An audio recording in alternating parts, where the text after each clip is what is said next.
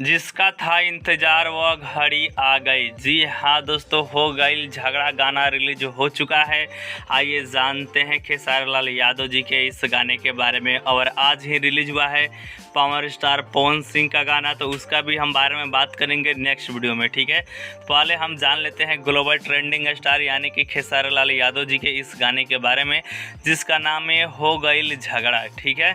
तो वीडियो को जो भी दोस्त पसंद कर रहे हैं तो लाइक कर दे, और चैनल को सब्सक्राइब नहीं किए तो सब्सक्राइब कर दे। उन्हीं सभी दोस्तों के लिए यह वीडियो बनाया जाता है। तो आइए जानते हैं इस गाने के बारे में, ठीक है। गाने का नाम है हो गई झगड़ा। सिंगर है खेसारी लाल यादव जी।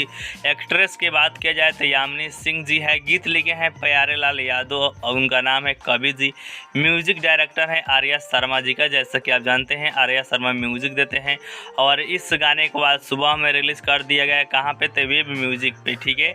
तो जाइए वेब म्यूजिक पर सुनिए, इस गाने का आनंद लीजिए। और इस गाने का लिंक मैंने इसी वीडियो के डिस्क्रिप्शन बॉक्स में डाल दिया है, तो आप लिंक से भी क्लिक कर डायरेक्ट इस गाने को सुन सकते हैं। तो लिंक से ही जाइएगा, कहाँ ढूंढिएगा दोस्तों, ठीक है।